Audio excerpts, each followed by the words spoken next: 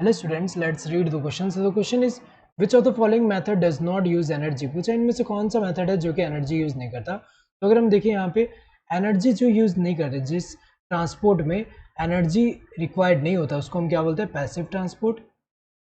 Passive transport passive transport में क्या होता है? एनर्जी रिक्वायर्ड नहीं होता, एनर्जी रिक्वायर्ड नहीं होता। और एक्टिव ट्रांसपोर्ट जो होता है, एक्टिव ट्रांसपोर्ट जो होगा इसमें क्या होता है? एनर्जी रिक्वायर्ड होता है। इसमें क्या होगा?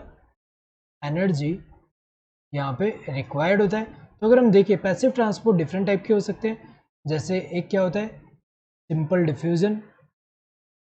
Simple diffusion. तो सेल में अगर हम देखें डिफ्यूजन का मतलब क्या होगा कि यहाँ पे हाइयर, अगर हम देखें कंसंट्रेशन, सॉलिड कंसंट्रेशन हाई है इस तरफ, और ये मेम्ब्रेन के इस तरफ जो है कंसंट्रेशन वो क्या है? लो है। सो यहाँ पे क्या होगा? हाई कंसंट्रेशन जो मॉलिक्यूल्स है it will be moving from high concentration to low concentration. So ये क्या है? ये अगर हम देखें एक ऐसा टाइप का यहाँ पे मूवमेंट है, ये जो है ये क्या है? Down the gradient. ये कैसा होता है? Down the gradient. ये मूवमेंट क्या है? Down the gradient. अगर यहाँ पे ज़्यादा कंसंट्रेशन, यहाँ पे कम कंसंट्रेशन है तो ग्रेडियंट फॉर्म हो रहा है अक्रॉस द मेम्ब्रेन, जिसकी वजह से यहाँ पे स्टेबलाइज होने के लिए जो हायर कंसंट्रेशन में जो मॉलिक्यूल्स है वो मूव करके यहाँ पे जा रहे हैं, जिसकी वजह से यहाँ पे क्या हो जाए?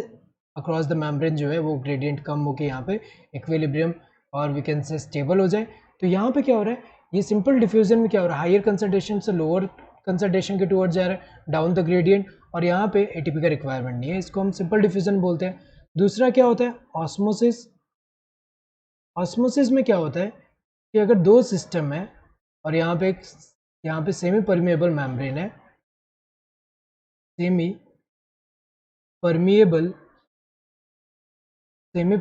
मेम्ब्रेन है, मेम्ब्रेन, और यहाँ पे सॉल्यूट कंसंट्रेशन अगर हाई है, यहाँ सॉल्यूट कंसंट्रेशन अगर कम है, और सॉल्यूट कंसंट्रेशन हाई है, यहाँ सॉल्यूट कंसंट्रेशन कम है, तो जो वाटर है यहाँ पे क्या होगा? वाटर पोटेंशियल अगर हम देखें यहाँ पे वाटर पोटेंशियल क्या होगा? ज़्यादा होगा। वाटर पोटेंशियल यहाँ पे क्या होगा? कम होगा। सॉल्यूट जितना ज़्यादा होंगे वो क्या करेंगे? होल्ड कर लेंगे, वाटर के साथ अटैच रहेंगे, जिसकी वजह से वाटर का पोटेंशियल है वो कम हो जाता है। तो हमें पता है कि जो वाटर है मूव कहाँ से कहाँ करेगा? वाटर हमेशा हाई वाटर पोटेंशियल से लो की तरफ मूव करता है। तो ये डेफिनेशन, इसको हम क्या बोलेंगे? ऑस्मोसिस में क्या होता है कि सॉल्वेंट का मूवमेंट होता है from low solute concentration to high solute concentration की तरफ, या फिर कह सकते हैं from higher water potential to lower water potential. तो ये क्या होता है? पैसिव मूवमेंट है, यहाँ पे भी एटीपी का रिक्वायरमेंट नहीं है। और यहाँ तीसरा क्या होता है? फैसिलिटेटेड। तीसरा कौन सा होता है? Facilitated diffusion.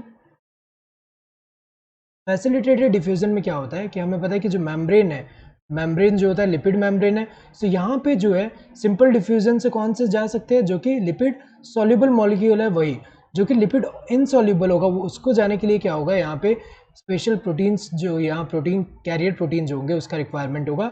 ये जो है इसको अगर हम देखें जैसे चार्ज मॉलिक्यूल है या फिर ऐसा है जो लिपिड इनसॉल्युबल, सो लिपिड इनसॉल्युबल वाले जो होंगे वो यहाँ पे कैरियर प्रोटीन का रिक्वायरमेंट होगा।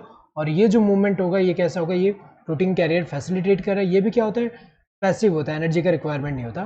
तो तीनों ही क्या होंगे? Osmosis, simple diffusion, facilitated diffusion, ये तीनों क्या है? यहाँ पे एनर्जी का रिक्वायर्ड नहीं है, पैसिव ट्रांसपोर्ट है, एक्टिव नहीं है। So correct answer would be all of the above, that is fourth one. Hope you understood the question. Thank you and all the best.